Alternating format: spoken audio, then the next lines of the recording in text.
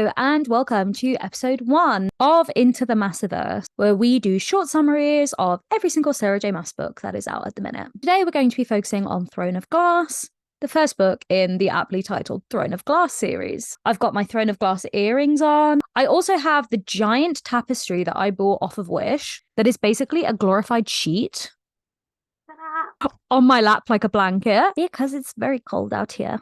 And I am ready to go. So let's discuss Throne of Glass, the first book in my favourite book series of all time. Now, to start off with some general exposition about the series, the books take place in Erelea, where we have multiple continents, but mainly focus on the nation of Ardalan, a conquering nation that has invaded and taken over its northern counterpart Terrasen, very important to the plot of these books, and its southern neighbour, Elwi. There are these barren lands called the Witchlands, and south there is another continent we visit within the series. Book number 1, Throne of Glass, very much focuses in Ardalan. We start off right near the top of the country, right by the border with Terrasen, in a prison mine called Endovia. This is where we meet the series' first and main protagonist, Celaena Sardothian, who is being taken from her cell within the prison to a meeting with the Crown Prince of Ardalan, Dorian Haviliard, our second main character in these books. Now, the man taking her from her cell is main character 3, Chaol Westfall, who is the captain of the Royal Guard. He and Dorian are visiting Endovia prison to collect Celaena. They have discovered that the King of Ardalan is going to have a competition to name his champion. Said champion will effectively be acting as an official assassin of the king's. And as part of his competition, the king has invited a lot of noblemen to put forward their own champions, from whom he will select a winner to become the official nation's champion. Dorian, as the crown prince, wants in and has heard a rumour that the famous Ardalan's assassin, who disappeared an entire year beforehand, was actually a teenage girl housed up at Endovia prison now. So he and Chaol have tracked Celaena down, having connected dots that others haven't, and say to her, hey, if you really are this super famous assassin that no one wanted to admit was actually a young girl, would you please come with us and basically act as a dead ringer in this competition? Because if you're a professional, surely you're going to absolutely smash the competition. And that way Dorian's going to get a load of kudos, having put forward the eventual winner of the competition. Celaena is one of, if not the, best main character of any book ever. Because from page 1, for me, love at first sight. She's an absolute savage, and rightly so. Immediately asks, well, what's in this for me? How will this benefit me in any way? So we find out the deal being presented is that if she wins the competition, she'll have to fulfill a contract to work for the king for several years. But once her work's done, she's free.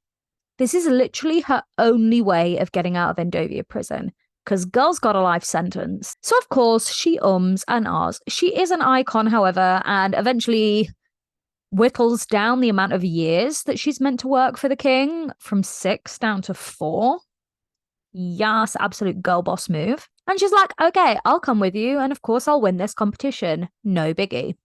Problem is, girl is emaciated. Like, she is in a state. But all the way through, even though you know at this current point in time she is very much diminished, she has such presence, such massive cojones, that you are never in doubt that she is the greatest assassin that has ever lived. So girl boss Celaena travels with Chaol and Dorian to the nation's capital. En route, they actually camp next to the forests surrounding Endovia, and the discussion follows that these forests are so large, the other side of the woodland is actually in Terrasen, the neighbouring nation. They're all discussing how Terrasen used to be a particularly magical nation. The King of Ardalan somehow banished magic from the entire country a decade ago and has banned any learning about magic, writing, reading about it since. Coincidentally, 10 years ago, the royal family of Terrasen were all assassinated, and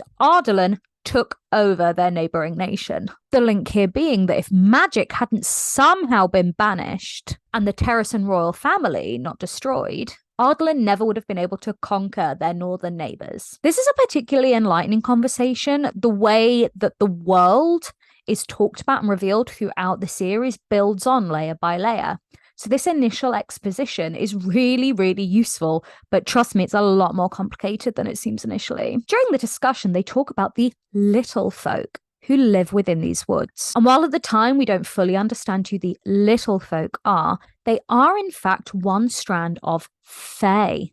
They're basically fairies, guys, who are supposedly hiding out and living in these woods because they came over from their homeland and settled in Terrasen. You must be thinking, Christy, why do you care about this random little anecdote? But that night, everyone goes to sleep, Selena is in her tent, and when she wakes up, there are flowers and teeny tiny footprints leading into her tent. It's really cute. There's like a little crown made out of flowers, and Selena freaks. She literally like smudges all the footprints, trashes all the flowers, because she does not want anyone to see that these little folk obviously treat her differently. And we find out Selena is from Terrasen, which, for clarity's sake, is very, very important because she is fighting to become the champion of the king that have subjugated her people. He's literally the conqueror king of another nation that's enslaved all the other people that belong to Selena's country. It's really bleak. We also find out another really cool tidbit as the group arrive at the nation's capital because they see slave ships in the harbour. And Selena reveals that she actually freed an entire ship of slaves once upon a time. A really cool anecdote because though this is said in passing and gives a great sense of Selena's character, aka God does not support slavery, this is actually, in hindsight, the inciting incident for the entire series taking place. So cool! This entire path is basically set upon because Selena is a good person who wants to save others. She's the best. Anywho, she goes into the palace and is going to exist under a pseudonym, okay? Girl is totally fine lying about who she is. Note bene. So under the guise of being a noblewoman called Lillian, she enters the competition as Dorian's nominee. All the others are particularly surprised that Dorian has put someone forward because boy's a player, okay? He's got max riz, and none of them seem to take him very seriously, which is a mistake. Because Dorian Havillard is one of the best male main characters in a book ever. Okay? I love Dorian. Anywho, Kale is tasked with the role of basically rehabilitating Selena, okay?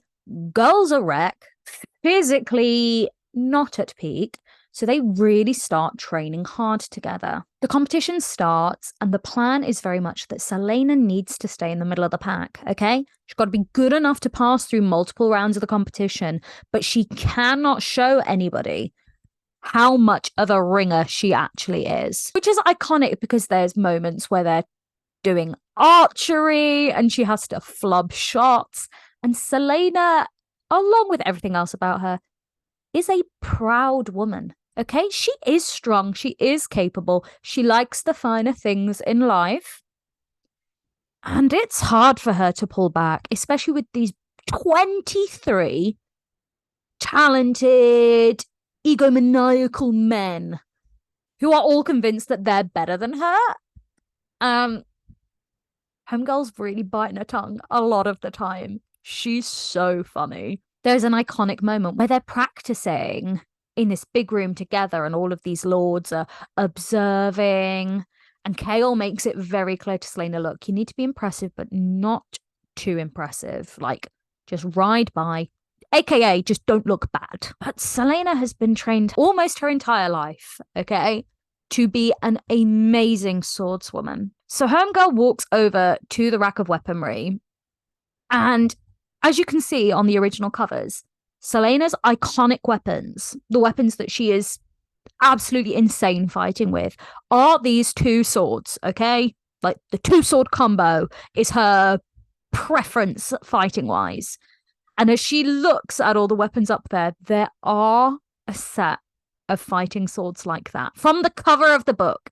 And so you're going, yes, pick up the sword, Selena. Kale's goading her as well. So you're like, pick them up and kick his ass. But she doesn't. Woman shows restraint. She's a stronger woman than me. Okay. But it is one of those moments where you get so titillated. It's what Sarah J Maas is so good at, especially in these first few books. You are aware that Selena is just so much more than is being shown at present. Unlike a lot of the other competitors, Selena's paying attention to those around her, okay? As much as she's a proud woman, she is not egomaniacal. So she notices things like the little scrawny guy. Oh, he mentions on day one that he actually works for a poisoner. So when a challenge comes up and they've got to figure out which poisons are which, what can be drank and what can't, she's paying attention to that guy who everyone else is ignoring. And Selena's like one of the only other ones that can do like the final round of poison drinking because she clocked which one that guy drank. Okay. Some might call it cheating. I call it being attentive. Okay. As each round of the competition progresses, someone dies, not from within the competition rounds themselves. Oh no, something wicked this way comes because these competitors are being brutally murdered and mutilated in the castle during nighttime. So obviously, our girl Selena, who is just, I'm not going to say like cruising through the competition because she and Kale are really, really going for it in their training sessions. Like she and Kale are properly training. He's making her run every day because she's got genuine weakness to overcome. You've got to get her back up to being fighting fit. So Homegirl decides that's not enough to fill all of her time. So she puts on her Nancy Drew cap, which I've got to say, totally fair because competitors are being killed. She is a competitor. She's definitely got a vested interest in finding out what on earth is happening and how to avoid getting herself. During this time, she's getting really friendly with Dorian and Kale. I like him, I do, but he is very by the book, very strict, very black and white about pretty much everything. He does everything by the rule book. Dorian, king of Riz. In terms of a best friend relationship, Dorian's the fun one, and Kale is the serious one. And Selena fits really nicely into their dynamic, okay? Because she and Dorian, twin flames. Call it straight from book one. They're both the banter is immaculate. They become friends super duper easy. And they both love the same things. Okay. Selena writes this iconic letter about the fact that Homegirl loves reading. Okay. And why are all the best books in the palace apparently hidden up in Dorian's bedroom? Is that like a private library? Why does he not share his books? So he starts lending her books that he recommends. And it's just so cute. They really do bond over that. And he comes round of an evening and they just chat. They've got a lot in common. And I'm going to repeat that. They've got a lot in common. Meanwhile, Selena and Kale are getting to know each other a lot better during all of their training sessions. And Kale starts to become someone that Selena really admires. Okay, because he is honorable. He is good. And Homegirl's like, wow, what a knight in shining armor. And we get the inevitable love triangle forming quite early on. Homegirl, she's beating these boys off with a stick. Anywho, she actually ends up making friends with another girl in the palace, Nehemia, who we find out is the princess of Elwi, the southern nation. Since her country has been conquered by Ardalan, she's basically being kept in the capital as a ward of the king. And the two girls bond about, hey, we're kind of trapped here against our will. And the iconic moment comes where we find out that Selena speaks multiple languages. Girls chatting away to the Princess of Elwi in her native tongue. Like, oh, such a slay. I cannot fall in love with this woman any more than I have done. And you find out that Nehemia doesn't necessarily know the common tongue of Ardalan very well, which obviously Selena speaks like no problemo. So they make a bit of a deal, okay? Selena's like, hey, I could teach you how to speak the common Ardalan tongue, but I'd like you to teach me something as well.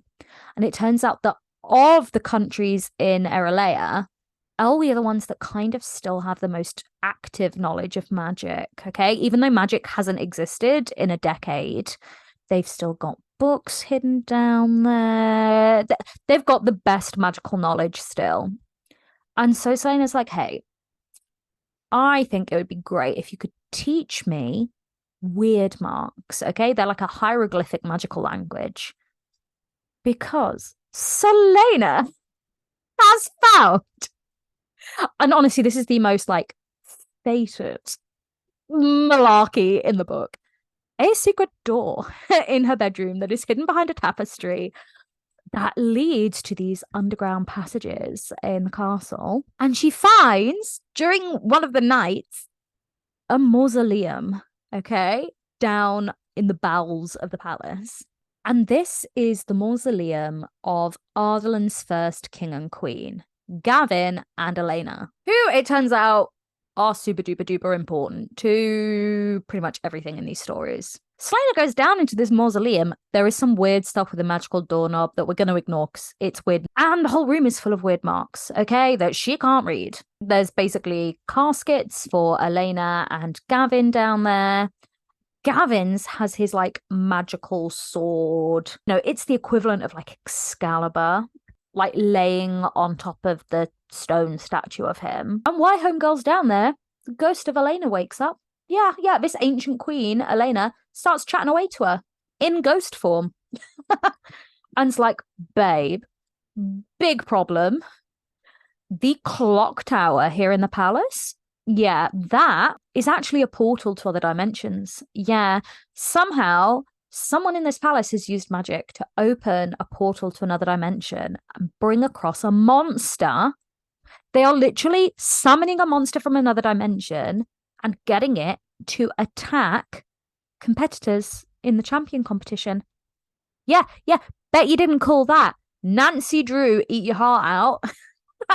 And so the ghost of Elena is like, Selena, you better nip this in the bud quick, okay? Because whoever is opening this portal, it's gonna tear open, okay? You need to end this quick before more monsters from another dimension start coming into our world. So poor Selena is like, what? How has this ended up being a me problem? Why are we already going to interdimensional stuff? But as is often the case, Selena is more competent and capable than everyone else. So of course it lands on her head. The homegirl is befriending Nehemia and learning weird marks. Actually doing the competition that she is there to compete in with a load of assassins who are all trying to kill each other. Befriending the crown prince and training with the captain of the guard. Honestly, babe's doing pretty much everything. And she's bumped into this girl, Coltane Rompier, who is dating one of many baddies in the story, Duke Perrington. Duke Perrington and the evil King of Ardalan are like this. Duke Perrington's nominee for the competition, Kane, evil. He's like this big lump who thinks Selena's rubbish because she's a woman. And he keeps trying to kill people in the competition rounds. He's bad and like number one. He's like big threat. Even Selena's like, yeah, that's in my current diminished state, not loving this guy. Okay. Coltane's dating Duke Perrington, but she's got the hots for Dorian. Okay. She grew up with Dorian. She really likes him. And when she sees Selena, Lillian, and Dorian vibing, Coltane's not having any of it, okay? Coltane decides that Selena is number one on her hate list. So, like, girls making enemies, making friends. Now she's got interdimensional problems. And you know what? She's dealing with it all in style. We do get a slight issue crop up when, in one of the rounds of the competition, Kane tries to kill another competitor. They're climbing up a wall, he cuts this guy's rope, and Selena lets slip that she's not like the others because she saves the guy's life, okay? It means that she doesn't win that round, but she saves the guy. She chooses to save him. And all of the others start looking at her like, that's hella sus.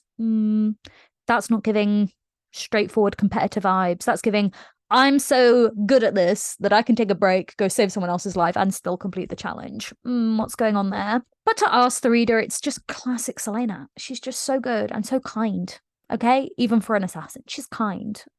And even though it doesn't like massively impact the plot of this book or any of the next few books, the man she saves there makes a cameo in the final book and it's so cute.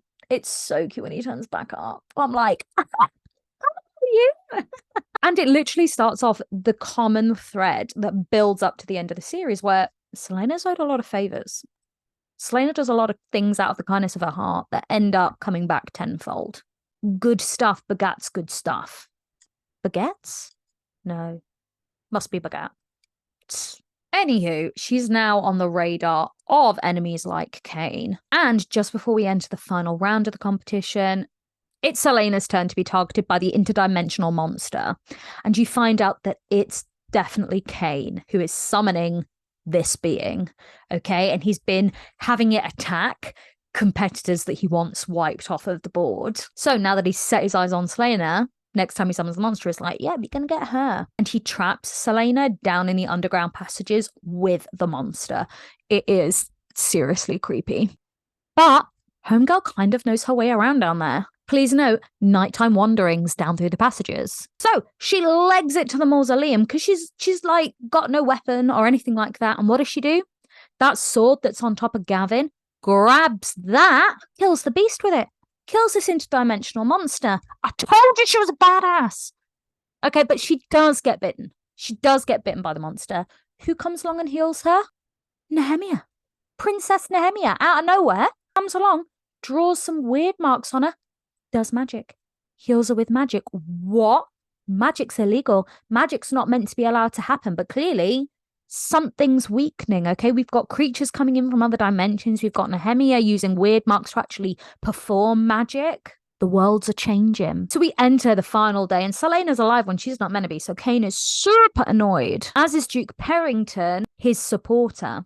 So while they're getting ready for those final fights, Duke Perrington turns to his girlfriend, Coltane Rompier, who happens to hate our girl Celaena, and's like, babe, we need to wipe this woman off the board. So they have like an initial round of fights. Obviously, Celaena wipes the floor with this poor guy. She's brilliant. She's amazing. She's been exercising a lot. She's feeling a lot better. Now that we're at the hand-to-hand bit, she's back on form. Maybe not at max, but still better than everyone else. And before the final round, where she has to fight none other than Cain, so we've got to do a toast. The king insists on it. So chug, chug, chug, drink the wine. Who poured the wine? Coltane Rompier.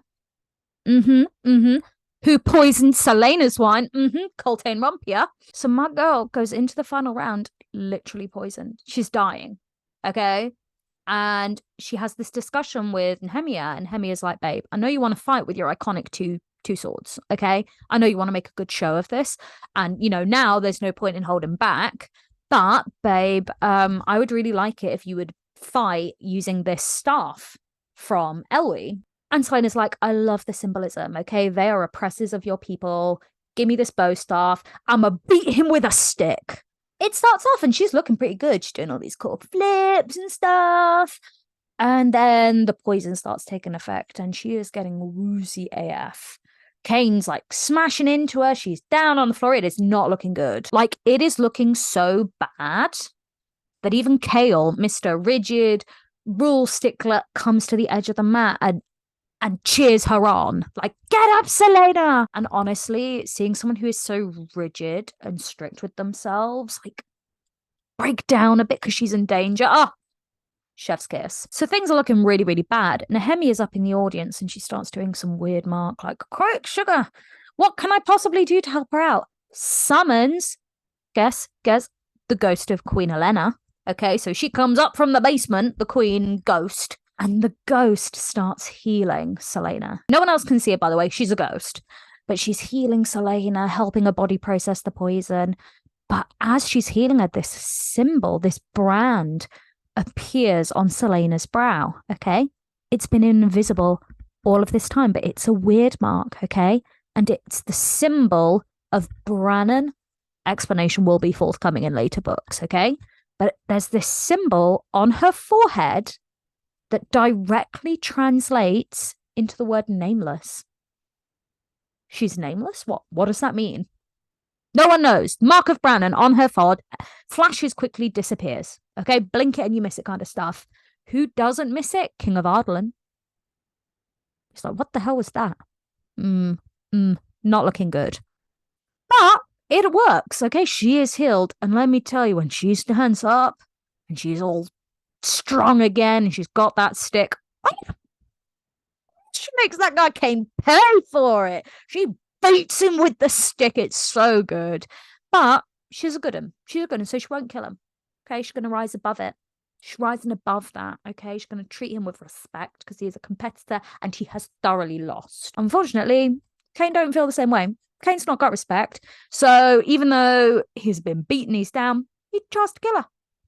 Dishonor on you, dishonor on your cow, dishonor on your whole family, Kane. You know, if all the cheating you'd been doing beforehand wasn't enough. But my man Kale sees that he's going for him, and what's Kale's job? He's a guard, okay? Captain of the King's Guard, okay? What is he best at? Defending people. So he jumps in. He's the one that does Kane in.